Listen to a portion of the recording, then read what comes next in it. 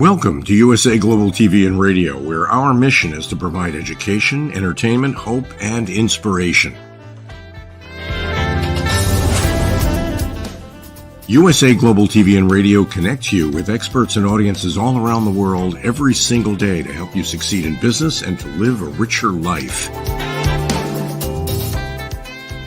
Visit us at usaglobaltv.com to learn about career and life-changing training and mentoring programs like the Listening Mentor. Subscribe to our newsletter to stay informed about our special programs and offers. Discover how you can become a guest on one of our shows or a host or producer of a USA Global TV and Radio show of your very own.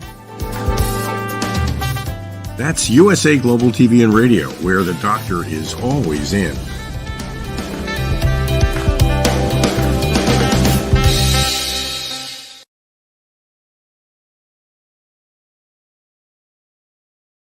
Hello, everyone. Good morning, good afternoon, good evening. Welcome to USA Global TV and Radio, where we provide world-class education, entertainment, hope, and inspiration.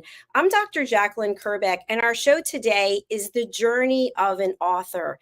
Not just any author, but an author advocate, someone who has lived all over the world, who has seen things that people should never see, excuse me, who has risked her own life, who's been stopped by police, who's been harassed, who's seen people who are really traumatized, who've been trafficked. And she is here today to share part of her story and also to help people realize that whatever it is that you're going through or that you've gone through, you have a voice and your voice can be heard. You can be heard through the art of writing. Let's welcome Dawn Bates to the show.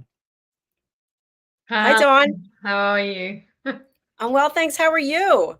I'm fine, thank you. I was just sat here giggling all of the most of the countries and places that you show in your like your credits. I've been there. I've walked along that street. I know exactly where that is, and I was like, oh my gosh, I've climbed that. I've been there. It's incredible. When I read some of your backstory about the places that you lived and the things that you've done and what you've actually seen, you are British, correct? I am British, yes. You're British, and then you married someone who was an Arab? I did, yes. Yes, and so you've lived in other parts of the world. You lived in Egypt, I believe. I've lived and worked in 44 countries around the world. Well, we couldn't mention all of them. That's amazing. No. So, but yeah, we're here today to talk about the journey of an author. And I want to make sure that people realize that you have something very special that's going on. I want to bring it up a couple of times. So let's talk about now about this special offer that you have that people can get involved with right away. Yeah, it's my 7-week author course, something that I have poured my heart and soul into. Because when I first started out as an author, I didn't have anybody that I could reach out to. I didn't know anybody. I paid for so many different courses. I got published by a traditional publisher, fought them for 3 years to get my book back. And now that I'm in the position where I've written and helped other people to write books, I've got about 20 books to my name. Lots of them are international bestsellers. And I was like, people need this help. If only I'd had me at the beginning of my author journey, then it would have been much better. I'd have saved an absolute fortune and a lot of time, and I'd have got where I am today a lot quicker. So I put together 7 modules covering 7 different aspects of becoming an author. There are money stories in there. There are cultural stories. So taking everything that I've learned from my travels, 26 years in business, I've poured into this course. We start in 2 days, as you can see there on the counter. They get the 7 modules and they get 7 sessions, group sessions with me. I'm giving away my coaching for free on this to help people.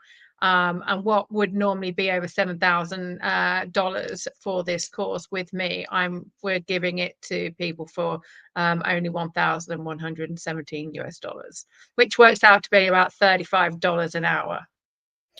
Wow, that is a great offer. Thank you for sharing that with our audience. You're welcome. Dawn, one thing that I would love to have you touch on when we think about people signing up for your course, people who tuned in, whether it's on the live or the replay, they may think to themselves, but wait, she's lived in 44 countries. She's raced yachts. She's lived in huts. She's done all these things. And I'm just sitting here in my house on a sofa. So people have that inferiority complex. What would you say to them about that? We all go to the toilet. We've all got to go do the shopping. We've all got insecurities. Even before I came on here, like we were discussing the lighting. I'm a woman just like any other woman is. Like, I've got the stretch marks, I've got the cellulite. We're all the same. We have the insecurities. I've been on my own for 8 years. Will anybody love me? Will I ever find a partner? These things always get that we're all human. Just because I've done all of these things and gone off on this mad journey, which did start out as a healing journey. It wasn't, I'd never been on a train until I was 19. I'd never flown until I was 21. And obviously I've made up for that time. And some of the countries I've been into, I'd never even heard of. They're such small archipelagos around the world. And I needed to go and heal myself after a lot of the things I'd been through. And I needed to stop pushing the pain down and start facing it. And I couldn't do that when I was with my children. I couldn't even take care of myself at one point after some of the things I'd been through. And so if I couldn't take care of myself, I couldn't take care of my children. So I've sacrificed a lot in a lot of ways. But as my youngest, Narsa, says, it goes, yeah, but mum, if you hadn't have done it now, you'd have been too old. And you better to go do it now. But they wouldn't have been to a lot of the places they've been to around the world. We wouldn't have had the experiences that we've had. And I still have my children saying to me, Mum, you're older than Google. My eldest said to me the other day, Mum, you're older than the euro. I was like, it's a good job you're quite a few hundred miles away, because if you weren't, you would be running. We are all the same. It doesn't matter. Not. Okay, that was fantastic. Cheeky kids and the insecurities. So don't worry about it. I am normal. So you've got this opportunity for people to literally take their life to the next level. There's 2 Absolutely. days and 20 hours left. And if you can just talk a little bit about these sessions. Obviously, you're giving the coaching for free, basically. Yeah. But what can someone expect to take away from signing up for this program? Oh, wow. Again, whatever they want to put into it is what they're going to get out of it. But the first one is the first module. We look at owning your voice. We look at how you're writing, not just writing your book, but writing the marketing copy, how to write articles to promote your book, how to actually harness the power of your authenticity. It's like when people read my things, they're like, oh my God, that's such a Dawn post. And it's been really interesting, because some people have actually copied my writing and passed it off as their own, and people go, that's not yours, Dawn wrote that. And that's what I'm giving people. I'm giving them the power of their voice to show up as they are. I am cheeky. I do swear. And I make no apologies for it, but it's appropriate swearing. It's not an F and a Jeff here, there, and everywhere. That's a very British thing to say, an F and a Jeff, by the way. Then we're looking at money stories and the culture of your money stories, where it came from. Was it religion? Was it your parents? Was it your culture? And then, so that's all in module 2. Module 3 is about looking, I think module 3 is environment. That might be module 5 though. So I've been going through these all day today, and I'm just like, they're all blurring into another. But we're looking at how we're expanding our brand and our brain. We're looking at the kind of author life that you want to live, because people like myself, when I first started this, I was investigating a lot of I was investigating things in a dangerous situation. So when I was in Egypt, I was being followed by the secret police, who are not that secret. I actually gave them my itinerary at one point, because I got so fed up with them following me. I said, if you lose me, this is where I'll be. But when I was in like the heart of certain places in Latin America, I was never, when my social media feed, I was in Brazil when I was actually in Colombia. I was in Colombia when I was in Panama. So no one actually knew where I was. And you might want a private life. You might want to go incognito. You might want to make absolutely millions from your book. You may not ever want to publish your book, but you want to write your story. So it really is about harnessing your own lifestyle, your brand, your message, your way. It's about kicking imposter syndrome out the door. We've got how the business that you create, because we have to remember, as authors, we're actually creating a business. We have to be entrepreneurial. And so many authors make less than minimum wage. And this is why I call myself an author activist, because I'm not just advocating for certain causes. I'm actually wanting to call people out, especially the publishing industry, because there are a lot of people now in the publishing industry that are only doing it for profit. They're only doing it because they want to make money and they want the prestige of being called a publisher. I don't do that. I want to see everyone who works with me succeed and flourish. I want to give them the education that they need in business and within the publishing world. I want to see them thrive and be confident. And my job as a coach is to put myself out of work effectively, not keep people dependent on me. And we're seeing a lot of coaches and publishers in the world at the moment wanting people just to rely on them quite heavily. I used to be a teacher. I am an educator, and I want to gift everybody this knowledge. So in there, you'll have, what kind of accolades do you want to go after? How are you going to do it? How are you going to build your business? How much does your lifestyle cost? What kind of lifestyle do you want? What does your lifestyle investment look like? Because I also flip the difference between a cost, investment, and a debt. And what some people think of cost, investment, and debt, I don't see it that way. I completely flip it, because a cost is a lack of sleep. A cost is something that is actually remunerating over and over and over and over in your head. And that is the cost, and someone taking their own life is a cost of you not writing your book. Somebody continuing to live in an abusive marriage is a cost of you not writing your book. And that is some present too. And looking at how we can create a book, how lots of all the anthologies I write with people, all of the online royalties, they go to charity. And if the authors want to make money from the anthology, they buy their books at author cost, and then they sell them, and then they'll make money from that. But the online royalties, they all go to charity. So it's about looking at what you want to do with your book. Are you using it as a textbook? Are you turning your doctorate theses, which is so university speak, into something that the general public can actually make sense of and actually learn from, and making it difference that way? Are you writing something to expose government corruption? Are you writing something to expose corporate corruption? And if you are, what are we doing with that? How are we positioning you? What are we going to help you with? So we're looking at marketing. There's so much in this course. I could talk about it all day because I absolutely love it. And I just want to help as many authors as possible. I'm so the other night I went to bed and I was just like, I love this course. And I was so overwhelmed by what I've created and the amount of feedback that I'm getting from people who have done it.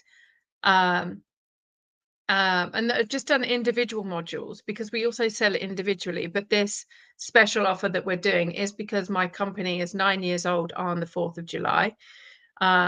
And I chose that date because I got divorced and I was like, this is my business. So I've had businesses since I was 21, but this was my first business by myself. It's the first business I have been solely responsible for.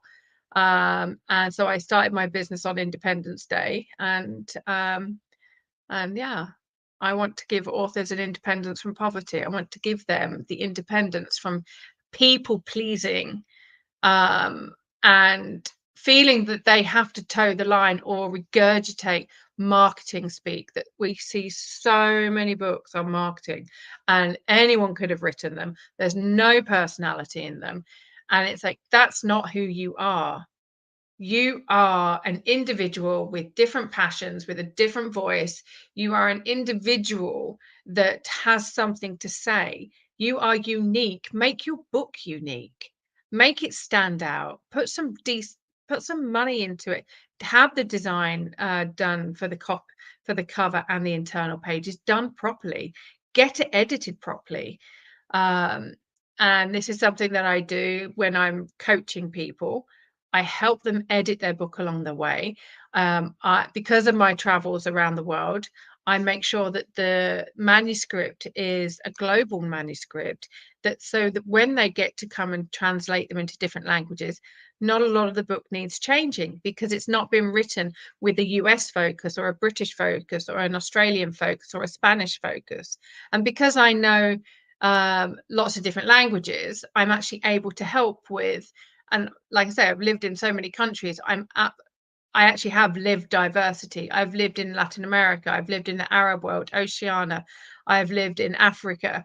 Haven't got to Asia yet, and the southern parts of Africa. But I was in the Arctic three months ago, and now I'm back in Britain.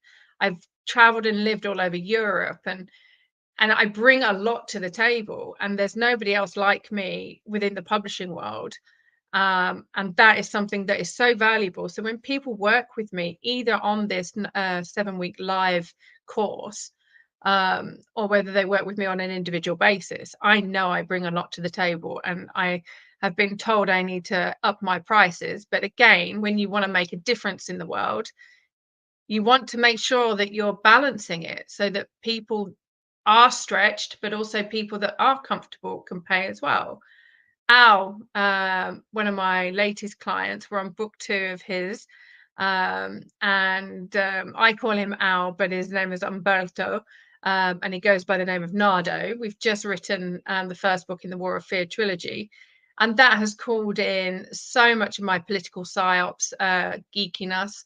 It's called in lots of my Arabic knowledge. It's called in a lot of my anthropology knowledge because I'm doing a PhD with Oxford, and in anthropology, and looking at trauma and the political systems and literature. So I love geeking out, and when they get me as their author coach, I will go down all those rabbit holes for them, and I love it. It's just, books are just amazing. Books save people's lives, because we've also got to consider that these people that don't have a lot of money, that can't afford coaches, that can't afford higher education or a therapist, they can go to the library and get a book for free, or they can go to the bookshop, and they can purchase a book for $20, $30, and they can learn that way. And that's so important, because what is your book for if you're not adding value to the world, or you're not allowing someone to escape into a make-believe world? I work with everybody from a truck operator to a guy that sold one of his businesses for hundreds of millions. So I know I bring a lot to the table, and I just love helping people. You can tell, can't you? I'm so passionate. I didn't want to stop you because the passion's just flowing and flowing. I absolutely love it. We do have a comment from someone on LinkedIn, Stephen N. Hello. Hi, Stephen. Thanks for watching and commenting. one thing I would love to have you talk a little bit more about, because you are so passionate about it. There are people out there who are writing books because someone said, you own a business, you need to have a book, and they don't have that passion in it because somebody told them they have to do it. How do you take that person and bring that passion out so it becomes a passion project and not just something that they have to do? Well, they'd have to hire me first. That's a good point. Well, again, it's getting them present. Why are you in business? Why is this business important to you? Are you just doing it to earn money or not to work for someone else? Because we're finding that a lot of people, they set up in business and they are doing it not because they want to do that job or that have that career. They're doing it because they don't like having a boss. And so that would be the first thing that we would tackle. Why are you in business? Why is this the business model you've chosen? Why are you listening to that person? Not everybody in business has to have a book. And even if they do, they don't actually have to have a book about their business. They could actually have a book about a cause that they're so passionate about. And it would be about tapping into that thing that they sit around with their friends over dinner, putting the world to rights. That would be the book that I would get them to write about, because that is brand expansion. That is coming at it from a different point of view. And that's actually getting them to network in a different network. So, yeah. But don't write a book just because someone told you to. I mean, would you run off a bridge and jump off it into, burning lava just because someone told you to? Obviously not. You've got to think about it. Well, I love the point that you made earlier that if these life-changing things happen, it could be because you didn't write your book and get your word out, that it wasn't a resource for someone, or maybe you're stuffing your feelings inside and that's Mm. triggering and going down the line and impacting other people. Yeah, I mean, I think we shared on a show last weekend or the weekend before, that when we heal loudly, we stop others from dying quietly. And when everything happens for us, and that is for us to learn from it, for us to heal from it, and for us to pass on that wisdom. We are people, we're the ones that the next generation and the generation after that will look up to. And if we're not dealing with things, if we're going, oh, it didn't really happen, I'm not going to deal with it, I just push it down, it's going to come back and bite you on the backside. And this is what people have got to start thinking about. When we write our book, it can be the biggest, the most nurturing, healing journey we can ever take, because it shows us what we've been through, how we've dealt with it, how far we've come, and how little talking about it and writing about it actually triggers us now. And when you're working with someone like me who has been through trauma healing, has been through trauma myself, and you're working with someone like me who can be that sergeant. I mean, I've coached a US Marine and he was like, my God, you're scarier than my sergeant major. So I'm like, well, you told me you wanted this style of coaching. But I've also had other people that are so fragile and delicate that they can't have that. And I'm very flexible with my coaching. I can be that nurturing mama bear, but I can also be that mama bear, one with the eyebrow. So you read your audience and you understand what it is that your client needs. Absolutely. I'd be quite ignorant and selfish and quite frankly quite stupid if I didn't. You have to know what your client wants. You have to do your research and on the onboarding call. How do you want me to coach you? Would it be okay for me to say this? Would you be happy for me to do this? What works for you? Who has been your greatest mentor? Um, what kind of space do you want to be in when we're in a coaching call? Because these all matter. We have to make people feel safe. We have to make them realize that some of my friends call me the official secrets act, because I know so much about so many people. I can walk in a room and I'll know like lots of secrets about people, and I know I've got to keep my mouth shut. And and it's always about respecting the other person. Yes, I'm blunt. Yes, I'm very candid. but I'm also very cheeky. I'm also very passionate. I'm also very playful, and I am also very loving and very generous, and I'm very caring. And if somebody has booked on a call with me, um, it's not okay, well, your 60 minutes or your 90 minutes is up, sorry, off you go. It's like, where are we at in this call? Where are they at emotionally? Where are they at on their journey? And I've had 90-minute calls turn into 3 hours because that person is not ready for me to finish that call. They are not in a safe space for me to finish that call. And I will give them that, because you cannot just walk away at the 90 minutes. It would be negligent of me to do so. Dawn, that is really incredible that you're so considerate and caring that you want to be there for the person even when it's infringing on your own time and maybe things that you have that, but you say, no, I'm here for you, I am your Mm, advocate. absolutely. We can talk about time is money. We can talk about a lot of different things. But if the people that trust us don't feel safe with us, and a lot of the time, for people to open up and to trust somebody, that takes so much out of them. I had to learn how to trust myself, to trust other people, because I'd been with my ex-husband for 18 years. And I'm very good at reading people, but him, I didn't know he was cheating on me for 18 years. I suspected, and I called him out on it a few times. He made it that it was all in my head, that it was me making up. I was insecure because I just had a baby. I was insecure because, he was away a lot, or, I was tired because I was running the business and taking care of the children.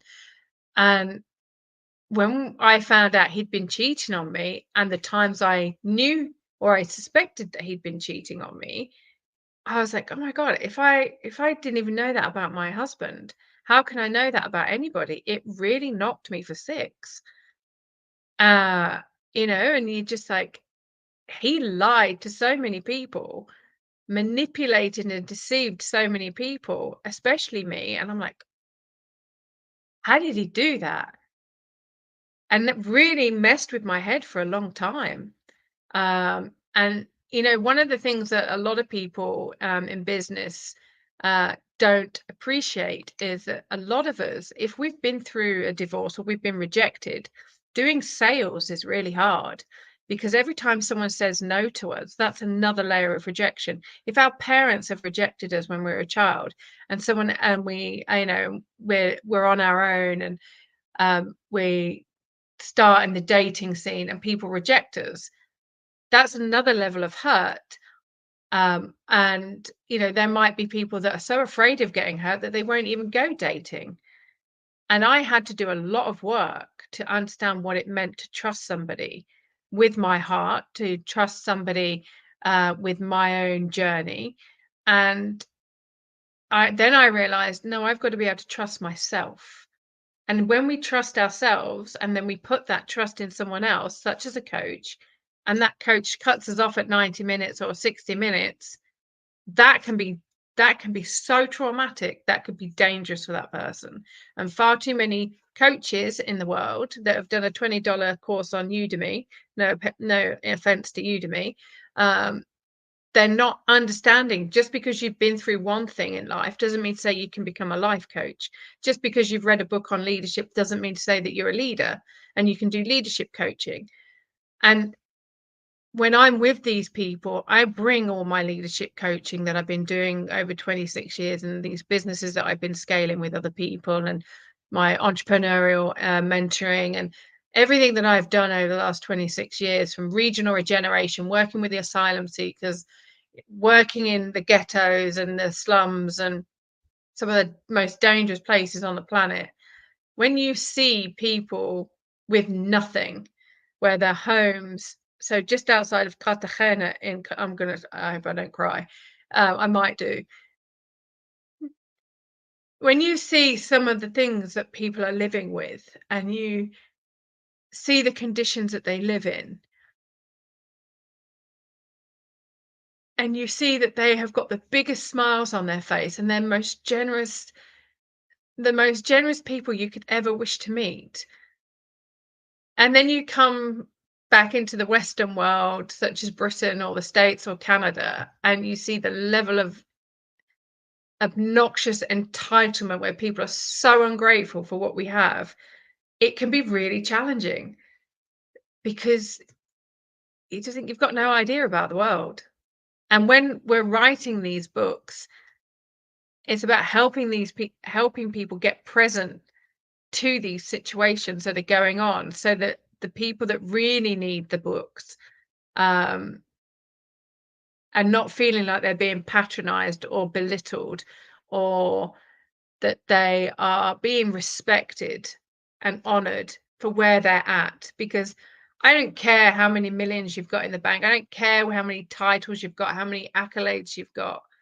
For me, it's the distance traveled. And I've always said to my boys, it's not how big your wallet is, it's how big your heart is. And if your heart is cold and you're arrogant and you're rude and you're obnoxious, then I don't really want to be in here. I don't want to be around you.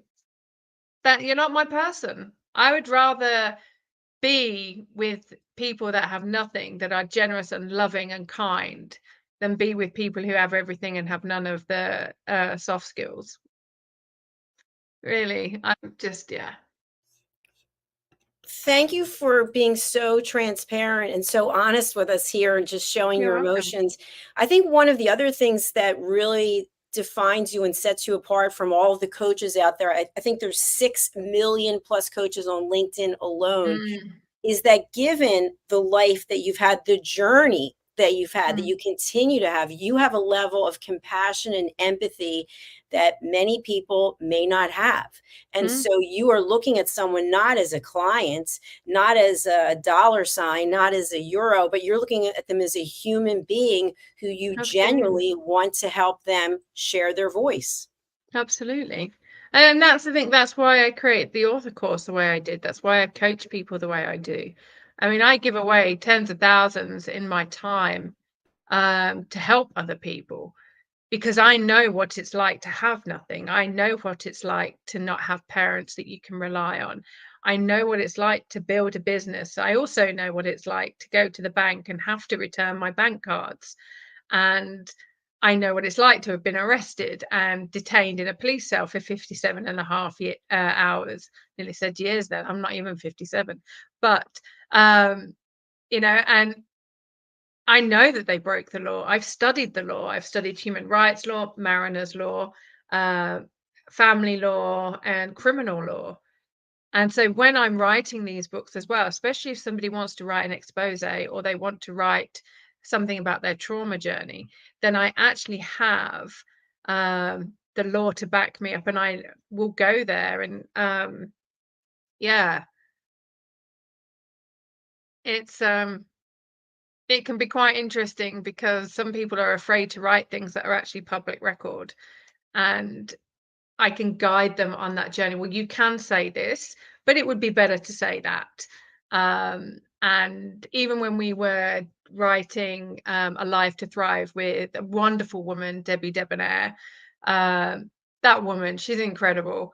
Have so much love for her. She created a book called Alive to Thrive, Life After Attempting Suicide, which was 10 women's stories after trying to take their life by suicide. And we were looking at why women do it, whether it's postnatal depression, whether it's drug abuse, whether it's being sold into sex trafficking, whether it was corporate bullying, and whether it was postnatal depression and body dysmorphia. There were just so many.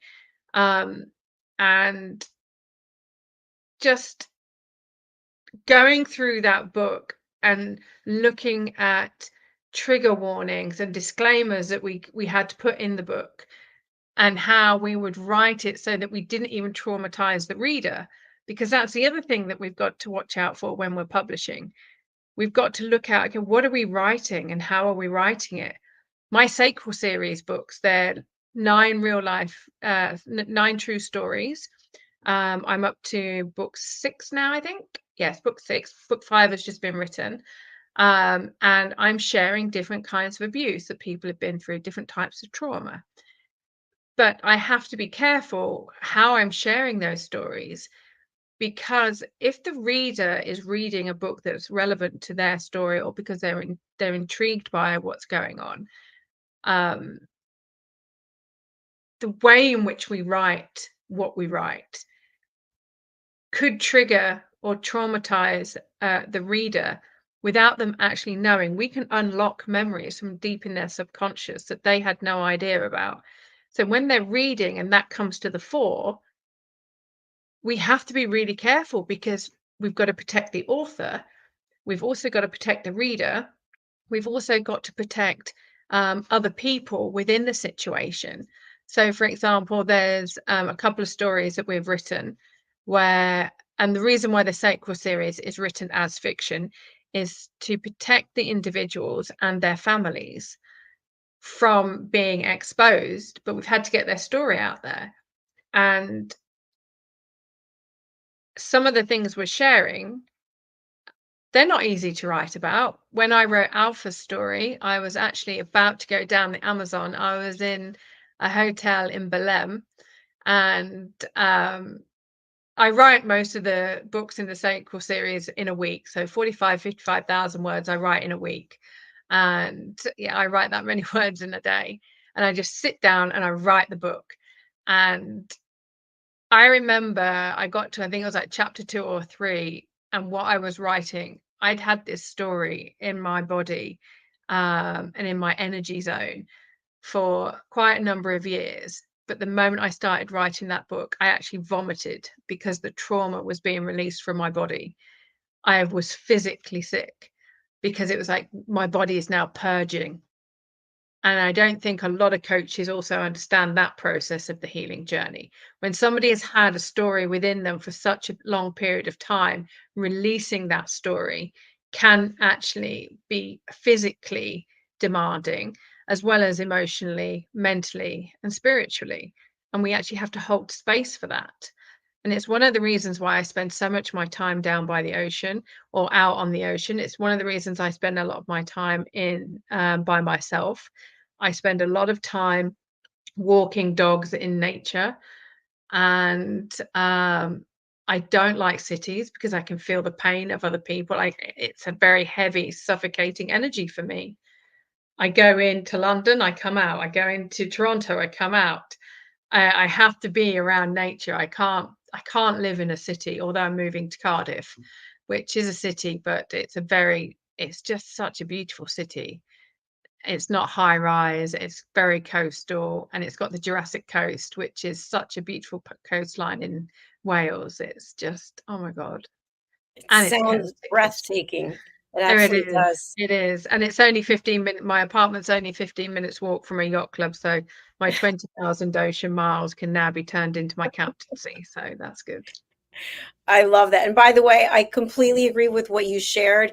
I know it's not my show, this is your show, so I'm not going to go into it, but I shared something that I was traumatized that happened to me, and I put it into one of my books, and I actually was physically sick after keeping it locked in for so long, because I had been told it was my fault. It was my fault that it happened. But anyway, we do have a comment from RK Jack on YouTube. There are many types of physical activity, including swimming, running, and walking, to name a few. Being active has been shown to have many health benefits, both physically and mentally. Thank you, RK Jack, for commenting today and for watching. Dawn, can She's you right, believe? though. Being Yeah. an author, you do sit down a lot. And sorry, I didn't know if that comment was gonna have more to it about being an author, but as an author, you do sit down a lot because you're reading and researching, and then you're writing, and you have to be physical. I work out every day. I walk a minimum of 5 miles a week, 5 miles a day. I do kickboxing workouts. I run. Well, I've started running. I'm doing a 10K run for Tough to Talk, which is the men's mental health charity that we set up by writing. Well, I say we set up. Steve Whittle, incredible man. Absolutely love him to bits. He is the founder of Tough to Talk, and we got together and we wrote the book Man Up, because that is about raising awareness of why men take their own lives, what leads to that, and all the sales from the Tough to Talk book Man Up will actually go to supporting men and preventing people taking their life by suicide. The Yeah. work you're doing is so admirable, so heartfelt, so heart-centric. Thank you, Dawn, for being here and sharing your story today. We do want to share a couple of ways for people to reach out to you. So for those of you who are watching on screen here, we've got Dawn's LinkedIn that comes up with her 7-week author course, which is starting on July 4th. And her LinkedIn is her name, Dawn Bates. Look, there's Jackie and Angelica on my post. There's what? On the side, it says other similar profiles, Jackie and Angelica. Oh, Beautiful women, yeah. absolutely beautiful women. I adore them. There. And you're at the top, look. All right, so that's the LinkedIn, and let's go over and also share your Instagram. Yeah, we've just launched this because I actually came off Instagram and Facebook several years ago, and we only set this up a week ago.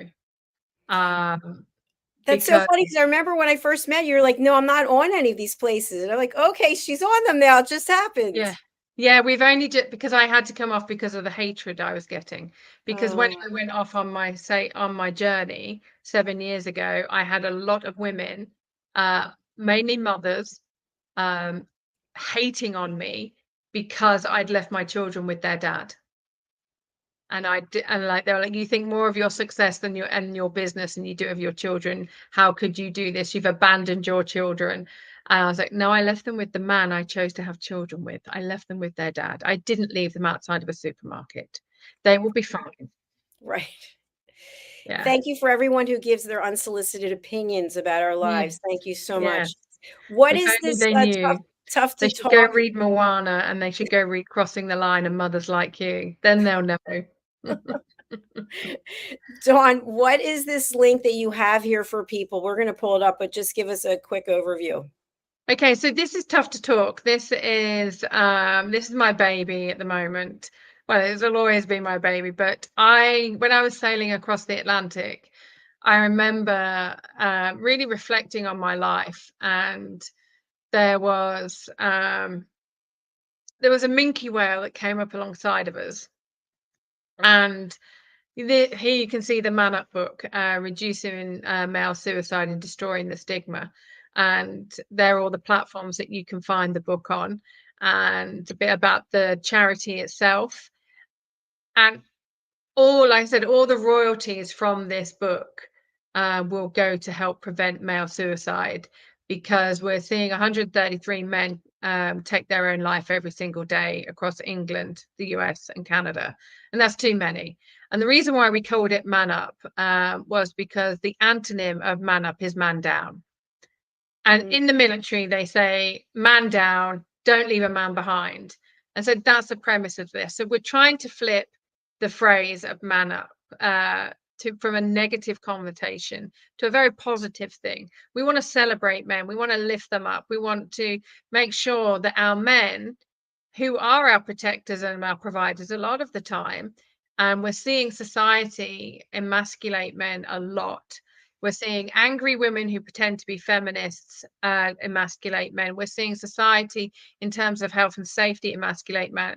And the reason I say that is because when I was out in Latin America, I remember we were on a chicken bus in the Andes Mountains, and there'd been a landslide. And so you got mud and rocks and trees, and the bus driver stopped the bus. He was like, hombres. And they all the men stood up, all the little boys, they went to the front of the bus, they walked to the back of the bus. The driver got chainsaws out, he got axes and like spades, and the men started chopping the trees, digging the earth away, putting it over the side of the mountain, which was a very sheer drop, I might add. And the little boys were picking up the smaller rocks and the smaller bits of wood that were being cut and taking them to the side of the road. And within 45 minutes, an hour, we were on our way again. You're not going to see that in Britain. You're not going to see that in Canada or in the US. But the Latinos, and the same kind of thing happens in the Arab world. Men are allowed to be men. Men are allowed to actually be the ones that get up there and they do these things for us. And when they'd finished, all the men and the boys walked back on the bus, and all of us women just cheered them. And the ones who'd got their partners on, their wives on the bus, they all got a kiss. They got given sandwiches. They got given coffees and teas, and it was just such a wonderful experience. I thought, God, if that happened in Britain, we'd actually have to have it reported. Then you'd have to have someone go out and assess it. And then a few days later, you'd probably get a team out there. They'd have to have high-vis jackets, and they'd have to block off the road. And, you know, it would probably take about a month for them to fix it. 45 minutes, an hour. Men in their power being celebrated by the women who love them. You can't beat it. Absolutely not. Absolutely not. What a powerhouse you are. I am just loving this conversation and wish that it could go on forever, but we have another show coming up. So Dawn, author advocate, thank you for being here today. You're very welcome. Sharing your contact information. But for people who want to reach out, what's the best way for people to contact you, and who would you like to contact you? The best way to contact me would be via my website or via LinkedIn if you're on LinkedIn, and send a direct message, or go to the website dawnbates.com/contact. If you wanted to contact me through Instagram, I'm getting back there. I'm learning on that platform now, so you know, you can send me a message there. And one of the people that I want to speak with are the people that are really determined to make a difference in the world, that are not going to make excuses, that actually, as I call it, own their ovaries. If you're a lady, obviously, men don't have ovaries, so you know, it'd be a bit hard for them to own them. But you know, it's about owning your power. If you're really willing to own your power, and you're going to write a book, or even if you've written a book and you're not getting the success you want, and you want more so global, then come speak to me. Let's see how we can work together, and let's come up with something so that it works for both of us.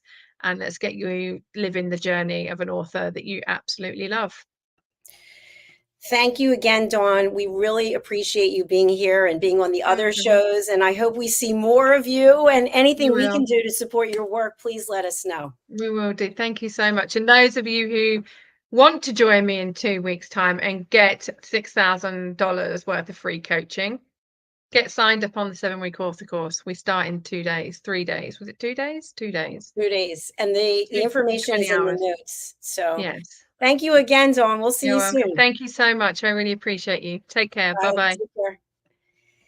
Thank you, everyone. Please do reach out to Dawn. We've shared her information in the notes, whatever platform you're watching on. And you can always go over to LinkedIn and put her name in, Dawn Bates. You'll find her, and you'll find out more about that 7-week course that's starting on July 4th. So let's do this. We're closing out now, and we're coming back with our next show, which is A Woman's Prerogative, Part 2. We had Part 1 earlier today, and we're talking about breaking barriers, women who are leading in politics. So stay tuned for that. We'll see you soon. Bye.